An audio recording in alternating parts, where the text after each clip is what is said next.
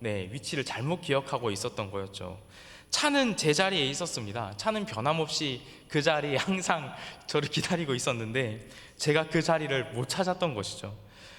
얼마나 찾았는지 그 차를 딱 찾고 문을 딱 열고 시동을 거는 순간 차 시동 걸 때 감사가 나오기는 그때가 처음이었습니다. 얼마나 그때 생각하며 아찔했는지 그때 이후로 저는 이제 항상 주차를 해두면 이제 그 주변에 어떤 번호나 어떤 상징될 만한 것을 사진 찍어 놓게 되었습니다. 이렇게 잃어버린 스타렉스 차 한 대를 찾아도 참 감사하고 안도가 되는데, 그렇게 만약에 우리가 잊고 있었던 우리 하나님을 다시 찾게 된다면 그때 기분은 어떨까요? 그렇게 내가 품었던 그 잃어버렸던 잠시 잊고 있었던 그 어떤 사명을, 또 나의 나의 모습을, 하나님 안에서의 발견되었던 나의 진짜 모습을 다시 찾게 된다면 얼마나 반가울까요? 그리고 얼마나 평안할까요? 그동안 내가 왜 그렇게나 고생을 했고, 또 왜 그렇게나 두려워했고, 또 울고, 또 갈등을 겪었는지, 그 다사다난했던 일들의 그 의미를 다시 발견하게 된다면 얼마나 그 기분이 참 감격스러울까요? 그리고 그 이후의 삶은 어떻게 바뀔까요? 아마 그렇게 되면 제가 이제 차를 주차했던 곳을 사진 찍어 놓듯이 이제 다시는 그 자리를 떠나지 않기 위해서 다시 그 하나님의 그 품었던, 하나님께서 안겨주셨던 그 귀한 은혜의 기억들을 잊지 않으려고 아마 갖은 애를 쓰면서 마음에 담고 새기려 할 것입니다. 그리고 앞으로 어떤 어려움을 경험하게 되더라도, 또 어떤 선택지가 생기게 되더라도 그 담아두었던 그 제자리를 기준 삼아서 앞으로 살려고 발버둥치고 애를 쓰게 될 겁니다. 이처럼 제자리를 찾고서 또 제자리에서 벗어나지 않으려고 애썼던 사람이 한 명 있어요. 바로 오늘 본문에 나오는 이제 아브람입니다. 이 제자리라는 제목으로 오늘 말씀을 전합니다. 이 제자리라는 뜻은 원래 있었던 곳에 있는 것을 말하죠. 아브람도 그렇게 원래 있었던 곳에 있기를 바라게 되었습니다. 그런데 그 이전까지는 잠시 헤맨 적이 있어요. 자, 그 아브람의 이야기를 좀 들려드리고자 합니다. 이름이 아브람인 것을 보니 아브라함이 아직 아니죠. 그러면 아주 처음에 있었던 일이구나 라는 걸 짐작하실 겁니다. 맞습니다. 하나님이 아브라함을 부르신 지 얼마 안 되어 일어난 일입니다. 너무 유명하죠. 창세기 12장 1, 2절에 하나님이 너는 너의 고향과 친척과 내 아비 집을 떠나서 내가 너에게 보여줄 땅으로 가라. 내가 너로 큰 민족을 이루고 내게 복을 주어 네 이름을 창대하게 하리니 너는 복이 될 거다라고 약속을 하셨죠. 그리고 아브라함이 고향을 정말로 떠납니다. 그 하나님의 말씀 하나만 믿고요. 정말 대단하지 않습니까? 그리고 가나안 땅에 도착을 합니다. 약속의 땅이었죠. 여기까지 성경의 전개가요 굉장히 빠릅니다. 보통은 고향을 떠나서 목적지에 이르기 전에 그 여러 가지의 다사다난 어려움이 좀 있어야 드라마틱하지 않습니까? 이제 목적지가 있고 그 목적지에 이르는 여러 가지 숱한 과정들이 있어야 되잖아요. 근데 성경에 보면 이 아브라함은 그냥 떠나고 그 약속하신 가나안 땅에 도착을 합니다. 어떤 어려움도 없이 그냥 도착을 한 것처럼 보여요. 그리고 성경은 우리가 진지하게 이제부터 들여다볼 곳이 여기라고 구체적인 지명을 언급하면서 이제 친절히 안내하기 시작합니다. 아브라함이 호기롭게 시작을 했어요. 약속의 땅에 도착을 했습니다. 대단한 믿음이었죠. 그리고 성경은 아브라함이 세겜 땅 모래 상수리 나무라는 어떤 특정 유명 지역이 있었던 것 같아요. 그 상수리 나무에 이르렀다고 구체적으로 언급을 합니다. 그리고 그 땅에서 하나님이 이렇게 말씀하세요. 여호와께서 아브라함에게 나타나 이르시되 내가 이 땅을 내 자손에게 주리라. 똑같은 약속을 한 번 더 반복해서 강조하셨죠. 아브라함은 하나님이 나타나셔서 말씀하신 이곳, 이 세겜 지역의 모래 상수리 나무 인근에 제단을 쌓습니다. 하나님을 예배했죠. 이후에 아브라함은 조금 더 내려가 이동을 합니다. 그리고 성경은 또 한 번 구체적으로 언급해서 이제 바로 여기가 우리가 집중해서 봐야 될 곳이야 라고 안내를 해주는 것 같이 설명을 합니다. 창세기 12장 8절인데요. 제가 한번 읽어보겠습니다. 거기서 베델 동쪽 산으로 옮겨 장막을 치니 서쪽은 베델이요 동쪽은 아이라. 그가 그곳에서 여호와께 제단을 쌓고 여호와의 이름을 부르더니 라고 기록되어 있습니다. 그 이전까지 전개가 굉장히 빠르게 오다가 거기서 베델 동쪽으로 옮겨서 장막을 치고, 자, 쳐보니까 이제 그쪽이 어디다? 서쪽은 베델이고 동쪽은 아이였다 라고 하면서 거기서 아브라함이 했던 행동을 구체적으로 언급해요. 여호와께 제단을 쌓고 여호와의 이름을 불렀다 라고 얘기를 합니다. 베델과 아이, 이 사이 지역, 이곳이 중요합니다. 아브라함은 베델과 아이 사이에서 하나님을 예배하고 여호와의 이름을 불렀어요. 이전에는 하나님이 먼저 나타나서 말씀하셨죠. 그런데 이제 이곳 베델과 아이 이 지역, 이 사이 이곳에서는 아브라함이 하나님을 찾기 시작합니다. 아주 해피엔딩으로 이어질 것만 같지만 여기서부터 불안한 조짐이 보여요. 성경은 곧바로 이후 아브라함의 행보를 요약하듯이 이렇게 말합니다. 점점 남방으로 옮겨갔더라 라고 말합니다. 그러니까 여호와의 이름을 부르더니, 그런데 점점 남방으로 옮겨갔더라. 남쪽으로 옮겨간 게 왜 문제냐? 왜 문제가 되나? 사실 적당히 내려가면 항상 뭐든지 적당히 하면 문제가 안 되죠. 그런데 아브라함은 그 선을 넘어버립니다. 하나님이 약속하신 그 가나안 땅에 기근이 들었고, 아브라함은 그 약속하신 땅을 떠나서 계속 남쪽으로 내려갑니다. 그리고 결국 그 남쪽 끝 이남에 있는 나라 이집트라는 그 강대국으로 갑니다. 그냥 간 게 아니에요. 거류하려고 내려갔다라고 성경 기록합니다. 무언가 이상한 점 있지 않습니까? 지금 아브라함은 이집트라는 강대국에 거류하려고 내려간다고 했어요. 먹을 것이 있는 곳, 어떻게든 먹고 살 수 있는 그곳에 거류하려고 내려갑니다. 그런데 우리가 하나님의 약속을 기억하면 당연히 이상하죠. 아브라함이 받은 약속의 땅은 그 이집트가 아니라 가나안 땅이었습니다. 남쪽 끝 경계를 지나서 만나는 그 이집트와 관련해서는 하나님이 주신 약속이 없어요. 아마 이 사실을 아브라함이 누구보다 잘 알아서였을까요? 아브라함은 이제 기근을 피해서, 보통 기근도 아니었어요. 심각한 기근이었어요.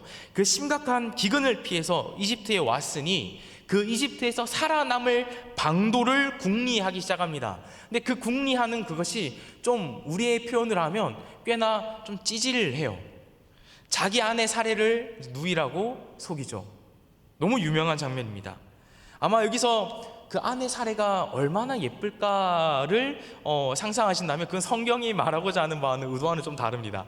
네, 그 사례의 미모에 관심이 있지 않고 아브라함이 이 사례를 통해서 자기의 안위를 이 이집트 이방 땅에서 찾으려 했다라는 그 모습에 지금 성경은 초점을 맞추고 있어요. 왜 그런 꾀를 냈을까요? 이집트 사람들이 너무 예쁜 자기 아내를 샘을 내고 질투를 해서 혹 자신을 죽이고 아내를 빼앗을까 봐 였을 겁니다. 동시에 아브라함은 이 절세 미인이라고 누구나 인정할 만한 이 아내를 통해서 뭔가 덕을 볼 요량이었던 거죠. 그래서 이렇게 표현합니다. 솔직하게 말해요. 내가 그대로 말미암아 안전하고 내 목숨이 그대로 말미암아 보존되리라, 이렇게까지 얘기를 합니다. 그리고 아브라함의 예상대로 흘러갑니다. 심지어 너무 잘 돼요. 항상 무언가 우리가 우리의 꾀로 하나님을 떠나서 살기 시작하면 뭔가 일이 잘 풀리는 것을 경험하곤 하는 것 같습니다.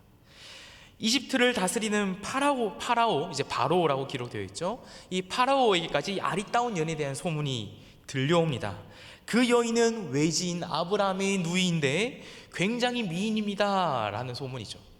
그래서 파라오는 이 누이로 알고 있으니까 이 사례를 궁으로 데려옵니다. 그리고 아브라함을 후하게 대접하면서 많은 재물을 줍니다. 자, 여기까지 아브라함의 계획대로 잘 진행되어 가고 있어요. 그런데 이 일에 누군가 관여합니다. 바로 하나님이십니다.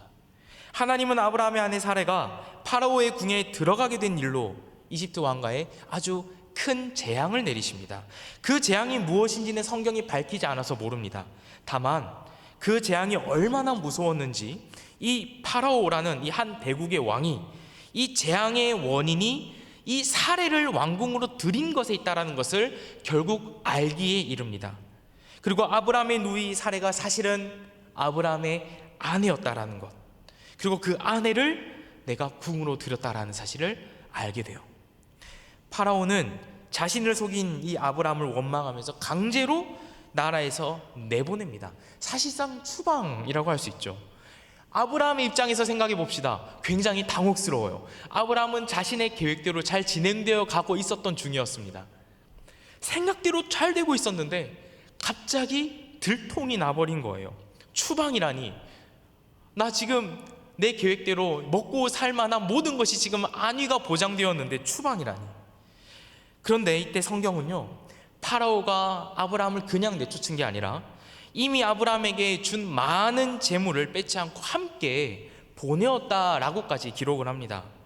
그러니까 아브라함은 자기 생각대로 이 풍요로운 나라 이집트에서 살아보려고 했는데 또 생각지도 못하게 다시 가나안 땅으로 발을 디디게 된 셈이죠.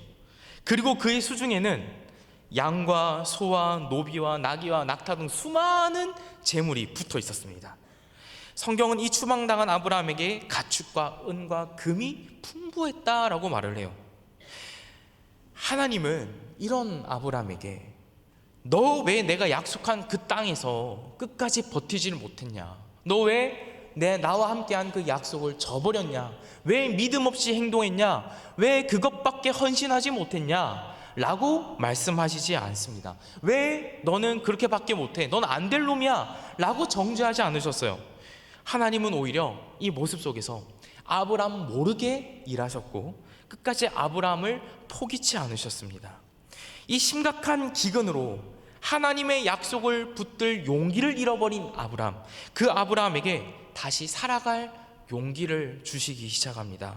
마치 다시 한번 살아봐, 이런 것들 너 손에 있잖아, 이런 것들 너에게 이제 딸려 있잖아, 그러니까 다시 한번 내 약속대로 살아볼 만하지 않겠니? 라고 하듯이 그렇게 아무런 말씀 없이 그런 다른 사람들의 손길을 통해서, 심지어 이방인의 손길을 통해서 그렇게 다시 가나안 땅으로 밀려 내보내십니다. 굶어 죽지 않을 만한 풍족한 것이 있으니 이제 한번 용기를 내볼 수 있지 않을까요? 그런데 아브라함이 되찾아야 할 것, 이 아브라함이 되찾아야 할 것은 이 현실적인 문제를 해결받고 얻는 용기가 아니었습니다. 하나님은 거기서 멈추지 않으세요. 아브라함에게 가장 필요한 것이 있었습니다. 무엇입니까? 바로 아브라함이라는 그 한 사람이 하나님과 누렸던 그 신앙 인생의 제자리입니다. 제자리, 원래 있어야 할 곳, 아브라함이 원래 있어야 했었던 곳. 이 시점에서 성경의 전개는 다시 한번 빨라집니다. 이집트에서 나와서 이동한 아브라함은 베델에 이릅니다. 그리고 성경은 베델에 이른 아브라함에게 갑자기 멈추고, 마치 우리가 그 휴대폰 카메라 할 때 줌을 당기는 거 아시죠? 줌을 당기듯이 이렇게 쭉 그 베델에 머문 아브라함을 쫙 관찰하면서 강조를 하기 시작하는데, 바로 그것이 오늘 본문입니다. 제가 한번 읽어보겠습니다. 창세기 13장 3, 4절이에요. 그가 네게브에서부터 길을 떠나 베델에 이르며 베델과 아이 사이 곧 전에 장막 쳤던 곳에 이르니, 그리고 뭐라고 말합니까? 그가 처음으로 제단을 쌓은 곳이라. 그가 거기서 여호와의 이름을 불렀다라고 말합니다. 베델과 아이 사이, 베델과 아이 사이, 이 아브라함이 가나안 땅에서 처음으로 하나님을 찾았던 곳이에요. 아브라함은 깨달았습니다. 하나님의 약속의 말씀을 따라서 이 낯선 가나안 땅으로 와서 자신이 처음으로 제단을 쌓고 여호와 하나님을 찾았던 곳이라는 것, 그것을 아브라함은 발견했어요. 과거 하나님의 약속을 따라 떠나왔던 그 자신의 호기로웠던 모습을 다시 기억을 했을 겁니다. 또 심각한 그 기근 때문에 내 목숨 부지하려고 하나님의 말씀과는 상관없이 그 이집트로 가서 거류하려고 했었던 그 자신의 모습을 민망하게나마 기억했을 겁니다. 하나님의 방식보다 자신의 방식대로 그 아내 사례를 누이라고 속이면서까지 살려고 발버둥 쳤던 그런 수단과 방법을 가리지 않았던 자신의 모습을 기억했을 겁니다. 그럼에도 하나님이 일하셨고 이집트에서 강제로 내보내져서 이제 어디로 가야 할지 어찌해야 할지 모르는 그 지금의 자신의 모습을 바라봤을 겁니다. 아브라함은 지금 자신이 그럼에도 불구하고 다시 여호와의 이름을 부르며 하나님을 높이며 낯선 곳에서 과거 하나님으로 만족했던 그 자리로 돌아온 것을 보고 그제야 알았습니다. 하나님의 이름을 부르는 이곳이 나의 제자리구나. 여기서 내가 하나님을 불렀고 이곳이 내가 원래 있어야 할 자리구나. 그래서 아브라함은 여호와의 이름을 불렀습니다. 여호와의 이름을 부르는 것으로 시작했던 아브라함입니다. 용맹해 보였지 않습니까? 믿음 있어 보였지 않습니까? 다 잘 될 것 같지 않았습니까? 그런데 실수했어요. 실패했습니다. 그럴 수 있지 않습니까? 저희도 그런 경우가 되게 많습니다. 어떤 귀한 헌신 하나를 하더라도 처음에 내가 그 헌신을 하겠다라고 기도하고 또 그런 요청을 받았을 때 마음 어려워하고, 근데 막상 또 그 일을 맡고 보니 내가 처음에 어떤 마음을 가졌는지, 또 그 마음을 가지고 힘들어했을 때 하나님이 말씀으로 또 주변 사람을 통해서 어떤 은혜와 확신을 주셨는지 그것을 잠시나마 잊고서 하나님, 나 이거 못하겠어요. 저 사람 때문에 힘들어요. 나 이 사역 못하겠어요. 나 이 선교 못 가겠어요. 나 이런 헌신 도저히 감당할 수 없겠어요. 나 저 사람과 함께 신앙생활을 못하겠어요. 나 이 훈련 받지 못하겠어요 라고 하는 지금의 모습을 우리는 보곤 하더라는 겁니다. 네, 그럴 수 있습니다.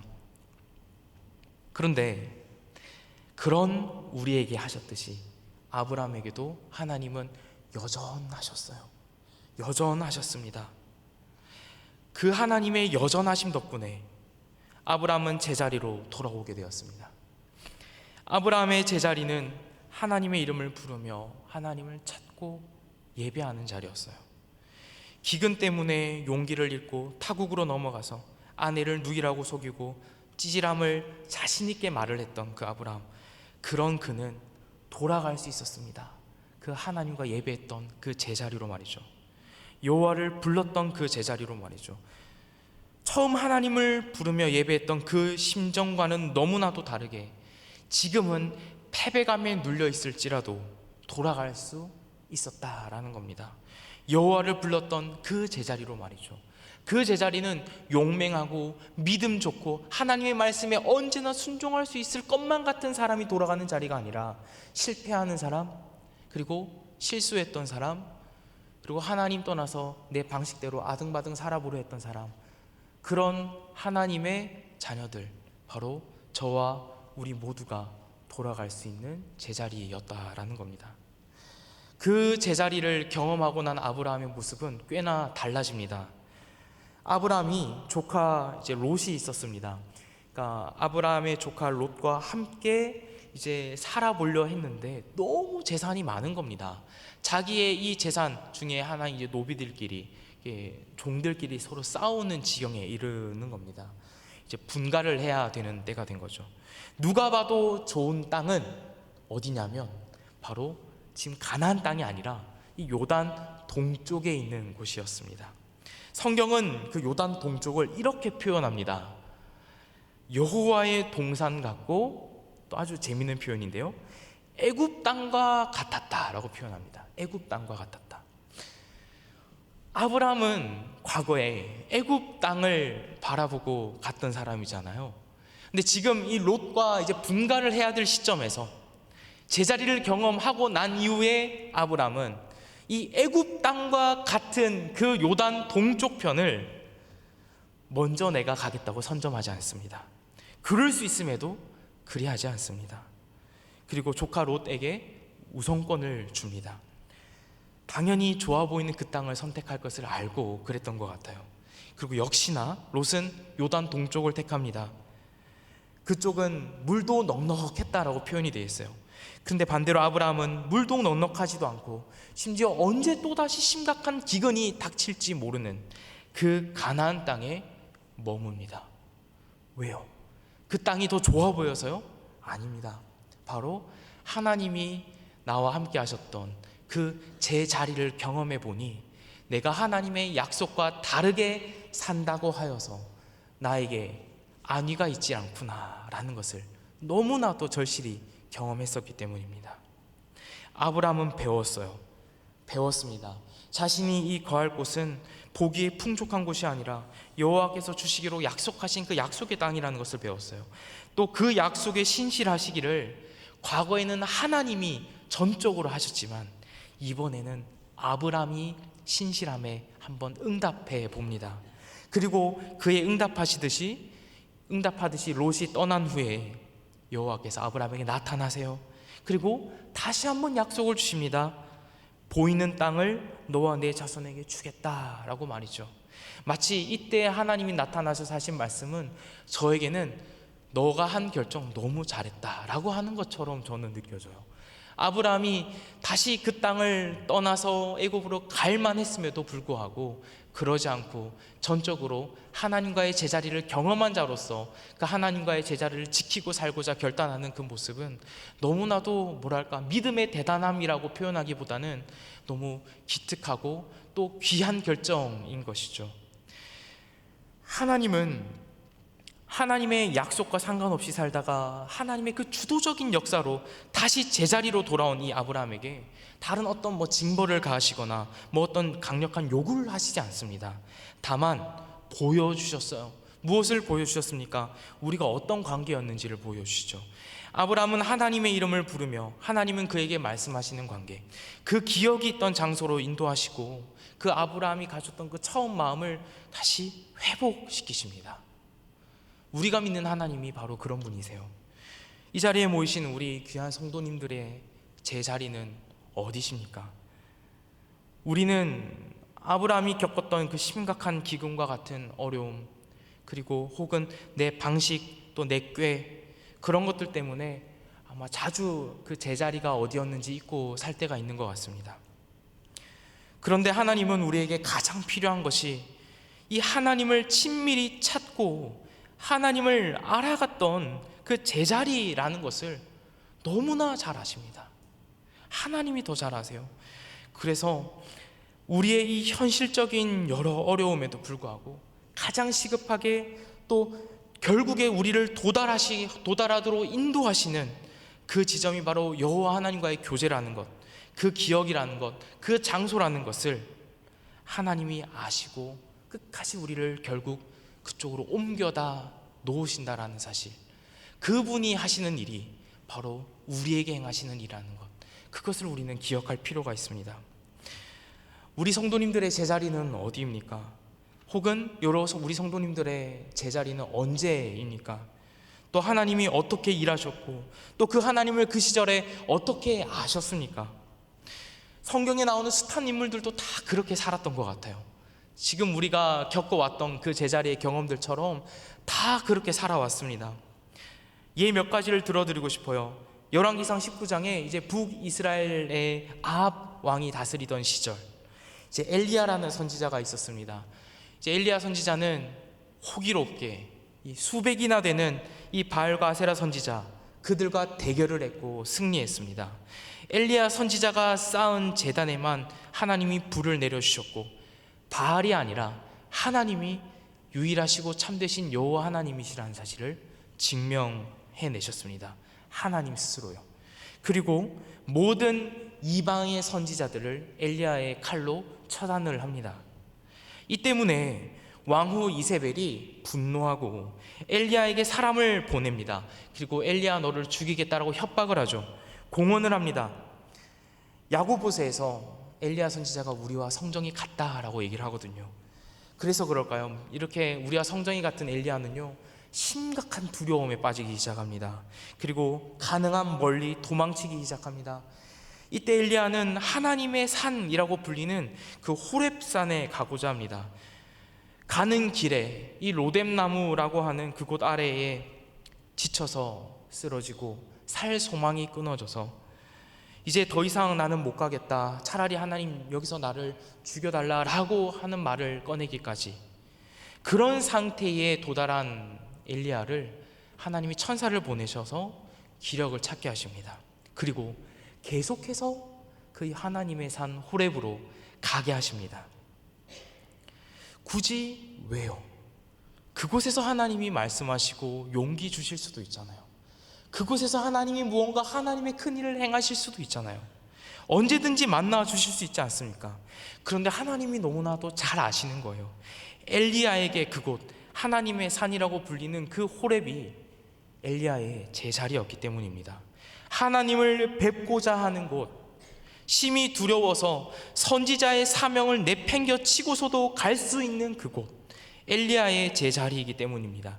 하나님은 엘리야를 너 이렇게 무책임한 놈이야 라고 꾸짖지도 않으셨어요. 한 번도 그러시지 않으셨어요. 오히려 엘리야가 그 제자리를 찾고 그 산에 도달해서 그 굴에서, 그 작은 굴에서 안전하게 그 자신의 속에 있던 것을 하나님께 내뱉을 때까지 기다리시고 거기까지 인도해 내십니다.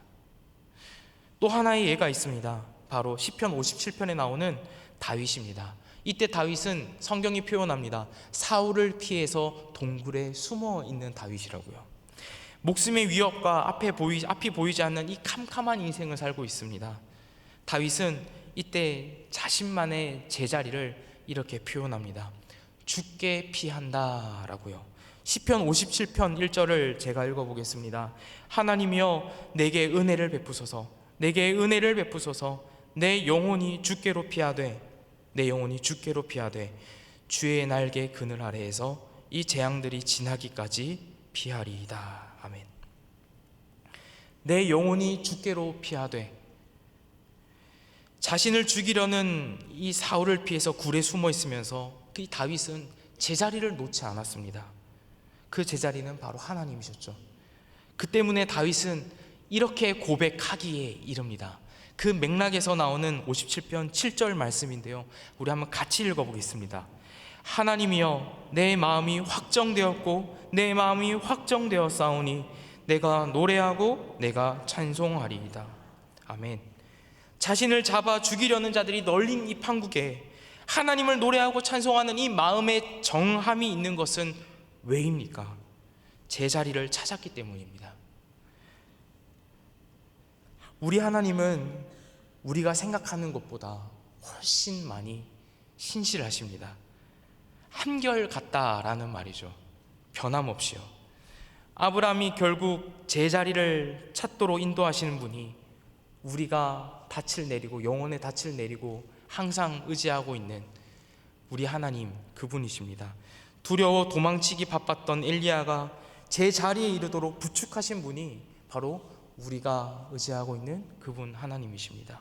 동굴에 숨어서 언제 잡힐지 모르는 불안함 속에 있던 다윗이 피할 곳으로 부르짖으면서 제자리가 되어주시고 찬양에 이르도록 확정하는 마음을 주신 분이 바로 우리가 오늘도 노래하고 기도한 그 한 분, 우리 주 하나님이십니다. 하나님이 우리에게도 제자리가 되어주십니다. 심지어 우리에게도 그냥 제자리로 찾아오라 라고 하는 것이 기다리시기에 답답하셨는지 우리에게 찾아오시기까지 했어요. 그리스도 예수께서 다양한 방식으로 성경에서 우리가 돌아갈 제자리가 바로 나다, 바로 본인이다 라고 말씀하십니다. 나의 안에 거하라 라고요. 요한복음 15장에 특히 이런 것들이 비유로서도 많이 나타납니다. 내 안에 거하라, 나도 너희 안에 거하리라. 나는 포도나무요 너희는 가지라. 그가 내 안에, 내가 그 안에 거하면 사람이 열매를 많이 맺나니 나를 떠나서는 너희가 아무것도 할 수 없음이라 라고요. 우리가 제 자리를 찾아간다라는 것은 사실 이미 우리가 놓아진 그 자리를 누리고 지킨다라는 의미이기도 합니다. 이미 이 자리에 모이신 모든 성도님들은 항상 꾸준하게 그 제자리를 찾아가실 수 있는 분들입니다. 그 제자리에서 여호와의 이름을 부르고 그 여호와와 함께 예배하고 교제하실 수 있는 놀라우신 관계를 가지신 분들입니다. 오늘 하나님이 이 아브라함의 모습을 통해서 교훈하시는 것은 내가 아무리 힘들어도 약속하신 그 가나안 땅을 떠나지 말아야지가 아닙니다. 하나님이 우리에게 말씀하시는 교훈은 이것입니다. 결국 내 주님과 함께 사는 그것, 바로 우리의 제자리는 주님과 함께 사는 그것이다 라고요. 실패했든지 혹은 도망쳤든지 혹은 무서워서 불안에 떨어 동굴에 숨어 있든지 결국 우리는 주님과 함께 살게 될 것입니다. 그 제자리를 지금 이 땅에서부터 누리라 라고 말씀하십니다. 그리고 돌아갈 제자리가 바로 우리 주 그리스도 예수시다 라고, 그분이 우리에게 오셨으니 그분을 찾고 부르짖으라 라고 말씀하십니다. 제자리를 염두에 둔 인생을 사시기를 바랍니다. 실패하고서 도달하는 자리입니다. 두려워 죽을 것 같을 때 도망하고 피했던 자리입니다. 어찌해야 할지를 모른 중에도 마음을 확정할 수 있었던 자리입니다. 하나님은 결국 그 택한 백성, 바로 우리들을 하나님을 찾고 부르며 교제하는 예배의 자리로 이끄실 것입니다. 하나님의 이름을 부르도록 우리의 영혼을 인도해 가실 겁니다. 우리의 완악하고 혹은 굳어진 우리의 심령을 부드럽게 하셔서 하나님을 붙잡는 겸비한 심령으로 우리를 만들어 가실 겁니다. 그것이 결국 우리의 모습이다라는 겁니다. 그러니 돌아갈 제자리가 없는 자와 같이 포기하지 마시고 낙심치 마시길 바랍니다. 혹 그런 마음이 든다면 그런 내 모습 자체를 가지고 하나님께 부르짖으셔도 됩니다. 그것이 바로 우리의 제자리가 되기 때문입니다. 또한 어떤 일을 결정하고 또 선택해야 할 때마다, 내 인생에 중차대한 일을 겪을 때마다, 혹은 하나님이 나에게 맡겨주신 일들을 꾸준하게 할 때마다 항상 그 제자리로 돌아가서 하나님을 찾고 그 이름을 부르시길 바랍니다. 호기로운 나의 의지와 뜨거운 나의 열정, 그것은 하나님 품 안에서만 누리는 그 마음의 확정함에 비하면요 굉장히 무디고 굉장히 연약합니다. 부러지기 쉬워요. 그러니 항상 제 자리를 찾으시기 바랍니다. 그리고 그때 제자리에서 하나님을 배울 때에 우리가 생각하지 못했던 회복을 얻고 또 내가 바라지 못했던 용기와 소망을 얻게 될 것입니다. 그것이 우리가 신자로서 사는 방식입니다. 그리고 우리가 언제나 누릴 수 있는 제 자리입니다. 이 시간 우리가 그와 같은 아브라함의 심정으로 찬양했으면 좋겠습니다. 주의 인자하신 그 사랑이라는 찬양이에요. 이 찬양의 가사가 이제 굉장히 오늘의 내용과 맞닿아 있습니다. 이렇게 말합니다. 주의 인자하신 그 사랑이 내 생명보다 낫다라고 말이죠. 이게 무슨 말일까요? 이게 왜 그렇게 고백할 수 있게 되는 표현입니까? 이게 제자리를 찾아보니 터져 나오는 고백인 겁니다. 죽음의 위협에서도 또 온갖 실패와 유혹에 빠지는 그런 나의 연약함과 또 비참함 속에서 나와 하나님이라는 관계 속에서 그 제자리를 찾아보니까 주님의 인자하심이 나를 여기까지 인도했구나. 주님의 인자하심이 지금 내가 서 있는 이곳에 있구나. 그때에도 있었구나. 내가 실수하고 실패했고 도망쳤을 때에도 주님의 인자하심이 여전했구나. 그때 내가 죽을 것 같았는데, 그때 내가 눈물 흘리고 원망하고 갈등하고 씨름하고 그리고 낙심하고 포기했었는데 그때도 하나님의 인자하심이 내 인생 위에 있었구나. 내 목숨보다 참으로 낫구나. 내 생명보다 낫구나 라는 고백인 겁니다. 우리가 그런 마음으로 또 과거에 하나님께서 우리에게 그렇게 행하셨던 것들을 기억하면서 또 그 하나님께서 지금도 여전히 내가 부르짖고 그 이름을 부르며 나에게 말씀하신 하나님이라는 그 사실을 기억하면서 우리가 함께 고백했으면 좋겠습니다.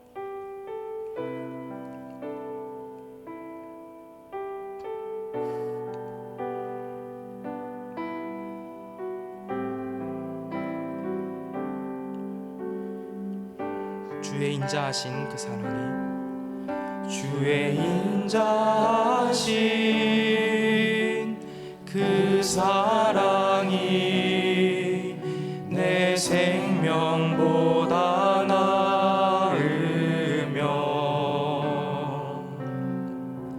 위로하시는 주 손길은 내 눈물보다 귀하다. 변함이 없는 주 임재가, 변함이 없는 주 임재가 내 근심보다 가깝고, 주님을 인신 그 보혈은 내 상처보다 진하다. 한 번 더 고백합시다. 주의 인자하신 그 사랑이, 주의 인자하신 그 사랑이 내 생명보다 나으며,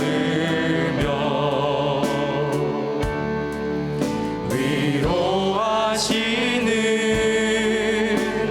주 손길은 내 눈물보다 귀하다. 변함이 없는 주 임재가, 변함이 없는 주 임재가 내 근심보다 가깝고,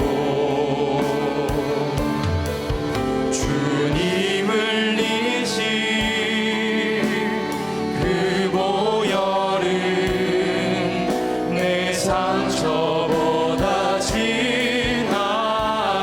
결국 내 주님과, 결국 내 주님과 함께 사는 것, 나의 영원한 소원.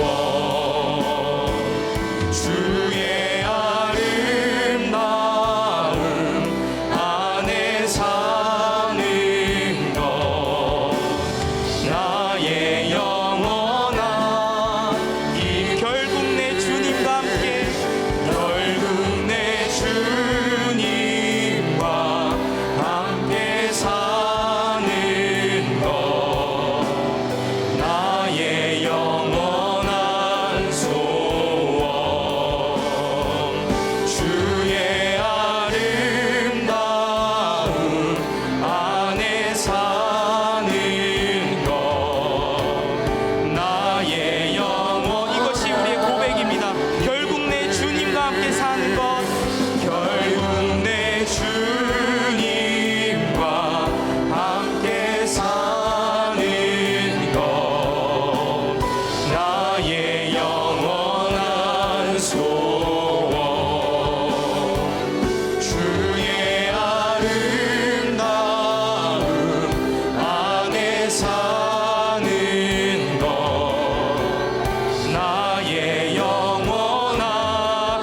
한 번 더 고백합시다. 결국 내 주님과, 결국 내 주님과 함께 사는 것, 나의 영원한 소원. 주의 아름다움 안에 사는 것, 나의 영원한 기쁨. 우리 들은 말씀 기억하면서 이렇게 나의 삶을 드리며 기도합시다. 주님, 지금 내가 주 앞에, 내가 그 제자리에 도달해 있습니다. 주님, 지난 날이 너무나 고되고 또 나의 그 지난 삶들이 너무나도 힘겨웠습니다. 때로는 실패했었고, 또 하나님을 떠나 살다가 내 힘으로 어떻게든 아등바등 애써보다가 그렇게 만신창이가 되어서 어찌할 바를 모르는 상태로 주 앞에 나왔습니다. 마치 염치가 없는 듯 주님 앞에 올 수밖에 없었습니다. 무서워 도망쳐 왔습니다. 숨어 있기도 했습니다. 그리고 오늘 말씀에서 다시 한번 내가 주님 앞으로 나아가 봅니다. 주님께서 이미 내 앞에 계신 것을 봅니다. 내가 피할 곳 주님 한 분밖에 없다라는 것을 압니다. 내가 바랄 수 있는 것이 오직 주님을 아는 그것뿐이라는 것을 시간합니다. 내가 더 이상 무엇을 바라겠습니까? 내 현실적인 문제와 내가 지금 고민하고 애쓰고 씨름하는 것들에 대한 해결, 주님 그보다도 내가 주님과 함께 사는 것, 그것이 해결되기를 원합니다. 그것이 회복되기를 원합니다. 내가 주님의 그 아름다움을 누리며 주님과 친밀히 교제하기를 원합니다. 주님, 내 삶을 회복시켜 주시옵소서. 주님, 용기를 주시옵소서. 아버지 하나님과 함께 사는 내 신앙 인생이 되게 하여 주옵소서.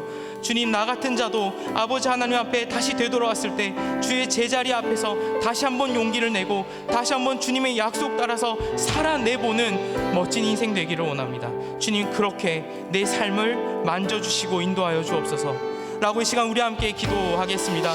주여 함께 부르짖고 기도하겠습니다. 주여. 하나님 아버지, 주님께서 우리를 그 숱한 여러 가지 어려움 속에서 이제 다시 나를 부르시고 제자리로 불러 일으켜 드리셔서 아버지 하나님께서 베푸신 그 은혜를 마음껏 맛보기를 원합니다. 주님께서 회복케 하시고 주님께서 다시금 용기를 주시는 다시 시작하는 인생 되기를 원합니다. 주님, 너무나도 괴롭고 너무나도 슬펐고 너무나도 애썼고 너무나도 많은 것을 인하여 소진하였습니다. 주님, 이제 내가 더 이상 무엇을 해야 될지 모르겠고 어찌해야 할지 모르겠습니다. 어디로 나아가야 할지를 모르겠습니다. 주님, 내가 지금 아버지 하나님을 찾을 때임을 압니다. 내가 주님의 그 제자리를 찾을 때임을 압니다. 주님, 내가 앞으로 어떻게 해야 될지를 이 선택지와 이런 결정 가운데서 주님께 사는 것을 다시 한번 놓지 않고 간절히 주님 앞에 회복되기를 원하며 주님과의 관계를 다시 한번 확인하며 주님을 더욱더 깊이 누리고 알기를 원합니다. 주님, 내 이 인생을 아버지 하나님의 그 아름다움 안에 사는 인생 되게 하여 주옵소서. 결국 내 주님과 함께 사는 것이 나의 유일한 소망이며 내 인생의 유일한 목표며 내 삶의 유일한 즐거움임을 고백합니다. 주님, 내가 잠시 이 사실에서 떠나 있었으나 내가 잠시 이것을 누리지 못하고 다른 많은 것들로 인하여서 많은 것에 내 시선을 빼앗겨 살고 있었으나 주님, 다시 내가 주 앞에서 엎드려 주님을 알기를 원하오니 주님 앞에서 그 귀한 은혜의 고백을 드리오니 주님과의 관계가 회복되기를 원하오니 아버지 하나님께서 내게 주신 그 귀한 은혜의 소망을 회복하며 용기 내기를 원하오니 주님, 나아갈 바를 알려주시고 다시 한 번 더 아버지 하나님 안에서 사는 인생 되게 하여 주시옵소서. 우리가 주의 은혜를 마음껏 누리게 하여 주옵소서. 늘 저희를 위하여 인도하여 주옵소서. 저희의 영혼을 위하여 감찰하시는 주님, 주께서 인도하여 주시기를 간절히 바라옵나이다.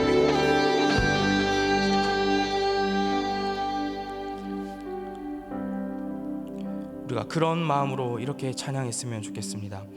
하나님의 사랑을 사모하는 자 찬양합니다.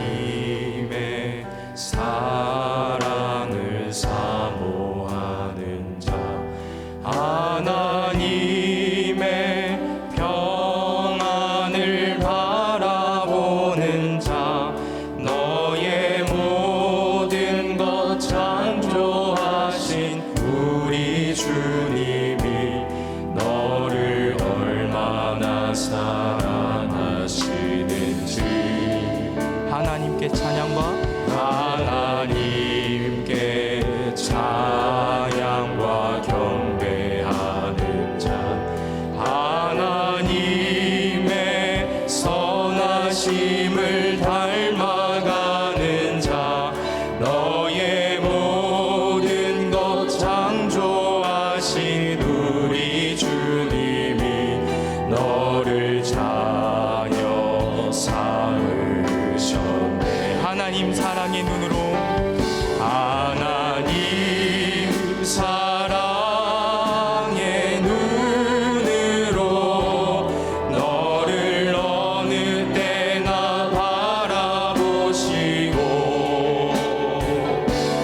하나님 인자한 귀로서 언제나 너에게 기울이시니 어두움에 밝은 빛을 비춰주시고 너의 장애를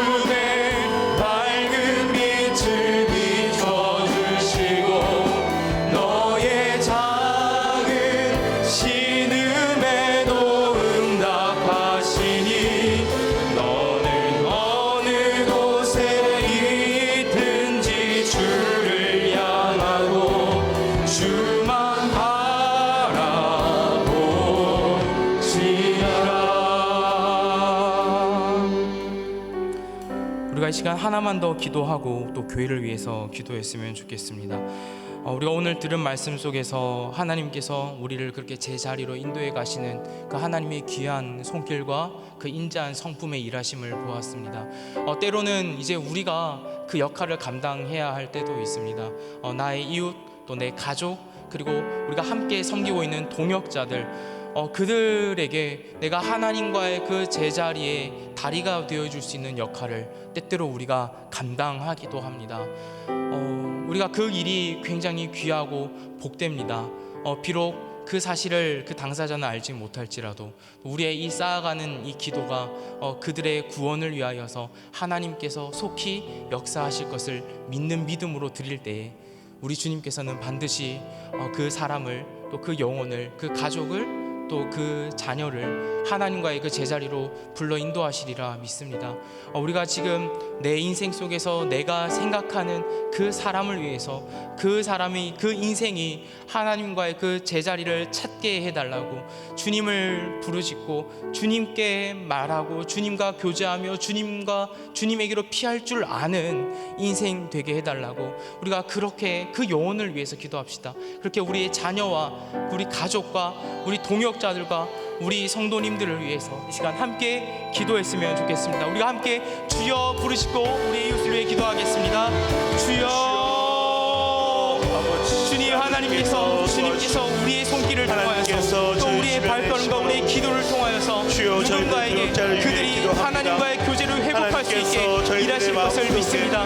주님, 그 영혼을 붙잡아 주시옵소서. 그 자녀를, 우리의 아들들을, 우리의 딸들을, 우리의 이 부모님들을, 아버지 우리의 동역자들, 주님 우리 그 성도님들을, 주님 그 사람을, 그 이웃을, 아버지 일터에서 만난 그 동료를 주님께서 아버지 하나님을 아는 그 제자리로 불러 일으켜 드리시기를 간절히 소원합니다.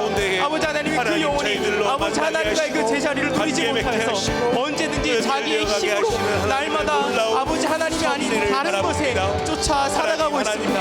그곳에서 자신의 꾀와 방식대로 날마다 애를 쓰고 있습니다. 주님, 그 모습이 얼마나 내 과거의 모습과 같으시 주님, 그 인생을 불쌍히 여겨주시옵소서. 주님, 그 영혼을 주께로 이끌어 주시기를 간절히 원합니다. 나에게 하셨듯이, 우리에게 하셨듯이 하나님 그 이웃을, 그 영혼을 주님께로 이끌어 주시옵소서. 아버지 하나님을 아는 자리로 인도하여 주시옵소서. 이 자녀가 아버지 하나님의 이름을 부를 수 있게 하여 주시옵소서. 아버지 이 영혼이 아버지 하나님께로 나아가 아버지 하나님께서 나를 얼마나 인자심으로 돌보셨는지 깨닫고 아버지 하나님의 겸비한 심정으로 바뀌어줄 수 있도록 인도하여 주옵소서. 주님, 그 영혼이 아버지 하나님 앞에 겸비하게 하여 주옵소서. 아버지 하나님을 부르짖는 삶 되게 하여 주옵소서. 날마다 주의 아름다움을 바라보며 사는 이런 귀한 인생들 되게 하여 주옵소서. 주님, 우리가 간절히 바라보 소원하는 것이 나에게를 위하여 기도했던 것이 그 사람을 위하여서 이루어지기를 원합니다. 주님, 그 인생이 아버지 그 마음이 아버지 앞에 엎드릴 수 있도록 주님 이끌어 주옵소서. 우리의 부모님이, 주님 우리의 가정이, 아버지 우리의 동료가 주님 그렇게 아버지 앞에 그 이름을 부르는 사람이 될 수 있도록 그 아버지 하나님께서 인도하시는 그 제자리 앞에서 지금 납작 엎드려 주님을 찾고 아버지의 은혜를 마음껏 누릴 수 있도록 아버지 그 인생을 주님 볼보아 들어 주시옵소서. 아버지 그 인생을 불쌍히 여겨 주시옵소서. 아버지여 인도하여 주시옵소서. 주여 인도하시옵소서. 우리가 이어서 교회를 위해 기도할 때에 담임 목사님과 또 우리 교회의 여러 사역들을 위해서 기도를 부탁드립니다. 우리 상반기 사역들이 있습니다. 은평 열린대학 진행 중입니다. 신앙훈련이 진행됩니다. 그리고 사는 길 축복의 날이 진행되고 있고 구역 예배, 학습 세례 입교 교육, 그리고 가정학교와 또 함께하는 선교 6기가 또 진행되고 있습니다. 이렇게 교회의 많은 사역들 속에서 또 그들이, 또 우리 담임 목사님이, 또 많은 직분자들이 지치지 않고 하나님과의 그 제자리를 찾기를 포기치 않고 날마다 그 영적인 풍요로움을 누릴 수 있게 해달라고 기도를 부탁드리겠습니다. 그리고 특별히 우리 교회 학교를 위해 기도할 때 오늘은 유아부를 위해서 많은 기도를 부탁드립니다. 다음과 같은 기도 제목을 나눕니다. 첫째로, 우리 유아부 예배에 함께하는 모든 친구들이 주님을 바르게 알고 주님을 사랑하는 마음이 매일매일 커져갈 수 있도록 기도를 부탁드립니다. 또 하나는 이 유아부 어린이들이 앞으로 경험하게 되는 다양한 삶에서 두려워하지 않고 또 요셉과 같이 슬픔을 기쁨으로 바꾸어내시는 그 하나님을 기억하며 자라갈 수 있게 해달라고 기도를 부탁드립니다. 그 어린 영혼들까지도, 이 유아부의 이 작아 보이는 영혼들까지도 하나님의 제자리를 충분히 누릴 수 있는 인생들이라는 것 우리는 기억하고 믿음으로 기도해야 할 줄 압니다. 이 시간 우리가 그렇게 담임 목사님과 교회를 위해서 함께 주여 부르시고 뜨겁게 기도하겠습니다. 주여. 하나님 아버지, 주님께서 우리의 각각의 인생들이 이 부르신 이곳에서 주님께서 맡기신 사역을 통해서 아버지 하나님께서 날마다 우리가 고갈되지 아니하고 주님께서 채우시는 영적인 모든 풍요로움을 우리가 놓지 않도록 우리가 날마다 그 제자리를 찾아가며 주 안에서 이 맡기신 것들을 감당해낼 수 있도록 우리에게 말씀하시고 도전하시며 용기 주심을 믿습니다. 주님, 특별히 우리 담임 목사님께서 이 귀한 은혜의 사역을 감당하실 때에 주님 많은 것을 판단하고 분별해내고 또 영적인 은혜의 말씀을 준비하고 또 많은 성도를 돌보고 또 많은 것을 헤아리고 또 많은 것들을 제공하고 또 많은 것을 소진해야 할 때 주님께서 그 은혜의 말씀을 또 은혜의 사역을 그 은혜의 돌봄을 감당할 수 있도록 주님 그 심령을 붙들어 주시옵소서. 아버지 하나님과의 그 깊은 제자리 속에서의 그 만남 속에서 영적인 풍요로움이 끊어지지 않게 하시고 그 과정 속에서 어떠한 어려움과 유혹도 있지 않게 하시고 오히려 더욱더 주님과 친밀한 교제를 누릴 수 있게 하여 주옵소서.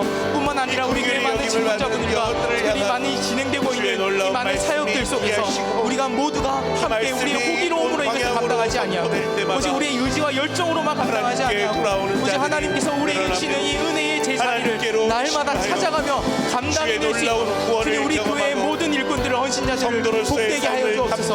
그리고 이 일들을 통해서 우리 모두가 이 은혜의 사역을 함께 누릴 수 있게 하여 주옵소서. 그리고 이것을 감당할 때마다 주께서 하셨다라는 고백이 우리에게서 퍼져나올 수 있도록 주님 우리의 입술들과 우리의 고백들을 이끌어 주시옵소서. 특별히 주님 우리 유아부 우리 교회학교 친구들을 주님께서 인도하시기를 원합니다. 하나님 이 어린 친구들 역시 아버지 하나님께서 부르시는 그 제자리에서 마음껏 주님과의 교제를 누리고 마음껏 아버지 하나님의 필요를 알아가고 그 아름다움을 경험해 가야 할 아이들입니다. 주님 이 친구들도 예수 그리스도가 필요하며 이 아이들도 우리 주 아버지께서 채우시는 은혜가 필요한 이들입니다. 이 친구들의 앞으로의 삶 속에서 다양한 상황에서 두려움이 있을 것이고 슬픔이 있을 것인데 주님 그 많은 것들을 기쁨으로 바꾸어내시는 우리 주 하나님의 특별한 아름다우심을 우리가 누리고 이 아이들도 누릴 수 있도록 붙들어 주시옵소서. 그리고 그 같은 상황을 먼저 모범적으로 교사 선생님들이 누리고 이 아이들에게 그 같은 마음으로 전하고 그 같은 마음으로 사랑을 베풀 수 있도록 주님 인도하여 주옵소서. 주님을 더욱더 사랑하는 마음이 커져가기를 원합니다. 주님을 더욱더 깊이 알아가기를 원합니다. 더욱더 힘써 주를 아는 그 은혜의 깊이가 날로 더해지기를 원합니다. 그 제자리 속에서 그 아버지께서 은혜로 역사하신 허락하신 그 유아부라는 곳에서 이 친구들이 아버지를 깊이 알아가는 은혜를 마음껏 누릴 수 있게 하여 주시옵소서. 주의 그 은혜가 너무나 필요한 친구들입니다. 아버지 은혜로 역사하여 주시옵소서. 주의 말씀이 기준되게 하시고 주의 말씀이 목적으로 잡는 인도하여 주시옵소서. 우리가 마지막으로 기도할 것은 우리 나라와 또 우리 선교사님들을 위해서 그리고 우리 환우들을 위해서 기도를 드렸으면 좋겠습니다. 아시다시피 산불 피해로 많은 이들이 참으로 표현할 수 없는 씻기기 힘든 고통을 겪고 있고 지금도 여전히 그 고통은 진행형입니다. 그들에게 속히 아버지 하나님께서 특별한 은혜 내려주시기를 구합시다. 이럴 때는 참 어떻게 구체적으로 무언가를 기도하기가 조심스럽고 또 뭐라고 표현할 수가 없습니다. 그저 아버지 하나님께서 우리에게 내 인생 속에서 베푸셨던 그 은혜의 손길을 그들의 인생 속에서 마음껏 그들이 아버지 하나님 안에서 무언가 일반 은총적인 세상의 사회 복음적인 여러 가지 은혜의 무언가의 방식을 통하여서라도 그들이 회복될 수 있고 아버지 하나님께서 베푸시는 그 은혜의 기적을 감당할 수 있게 해달라고 그렇게 우리가 기도를 했으면 좋겠습니다. 또한 우리 선교사님들을 위해서 그 타국 땅에서 아버지 하나님께서 맡기신 그 은혜의 소명 끊어지지 않고 거기에 충실하여서 주님과의 그 제자리 속에서 주님을 마음껏 누리며 포기함 없이 주님 주신 용기로 끝까지 그 사역 감당해낼 수 있게 해달라고 우리 선교사님들과 그 교회와 또 그 가족들을 위해 기도합시다. 또 우리 환우들을 위해 기도 부탁드립니다. 부르짖는 이들입니다. 병상에서 이 자리에 오지 못하여서 부르짖는 이들입니다. 그리고 그들을 돌보는 손길들을 위해서 또 우리가 기도해야 될 줄 압니다. 우리가 환우들을 위해서 또 그 가족들을 위해서 기도할 때에 용기 잃지 않게 해달라고, 하나님께 부르짖는 그 마음까지도 약해지지 않게 해달라고, 우리가 이 시간 나라와 또 선교사님들과 또 우리 환우들을 위해서 이 시간 함께 주여 부르시고 개인 기도하시고 돌아가시면 되겠습니다. 주여. 하나님 아버지, 주님 이 나라를 불쌍히 여겨 주시옵소서. 아버지 하나님께서 특별히 주님 우리가 상상할 수 없었던 그 은혜를 내리시기를 원합니다. 주님 어찌해야 할지 모르겠습니다. 무엇으로 기도해야 될지도 모르겠습니다. 주님 그 아픔을 헤아릴 수도 없습니다. 주님 한순간에 모든 것이 없어져 버리고 한순간에 잃어버리는 그 모든 상실과 그 모든 고통들을 우리가 감히 무엇이라 기도해야 될지 모르겠습니다. 주님 그들을 불쌍히 여겨 주시옵소서. 우리에게 베푸셨던 은혜처럼, 우리를 건지셨던 은혜처럼 주님 무언가 아버지 하나님만의 그 특별한 방법으로 우리가 향할 수 없는 그 예기치 못하는 그 무언가의 놀라운 기적으로 주님 그 사람들을, 그 영혼들을 주님께서 건져 주시옵소서. 속히 그곳에서부터 안정을 찾게 하여 주옵소서. 많은 도움의 손길들을 주님 있게 하여 주시옵소서. 수도 없는 많은 주님께서 말해놓은 것이 일반 은총적인 수많은 기적과 놀라운 역사로 주님 그들이 회복할 수 있도록 주님 그들이 용기 잃지 않도록, 그리고 그 일에 우리가 기도뿐만 아니라 여러 가지 교회적인 여러 가지 우리가 많은 선한 일을 행할 수 있도록 주님 인도하여 주시옵소서. 주님 특별히 아버지 하나님께서 붙드시기를 원합니다. 우리 선교사님들을 기억하셔. 우리 선교사님들 아니 감당하신 그 모든 사역 속에서 주님 그 귀한 은혜의 복음을 우리가 조금도 포기함 없이 담대히 전하는 일, 현지 교회가 굳건히 서가는 일, 그 현지 교회 다음 세대들이 날마다 세워져 가는 일, 그리고 그 선교사님들의 자녀와 그 모든 가족들이 건강히 그 귀한 은혜의 사역을 감당할 수 있도록 날마다 주 안에서 거하는 일, 주님 이 모든 것들이 주 안에서 순적히 진행되기를 원합니다.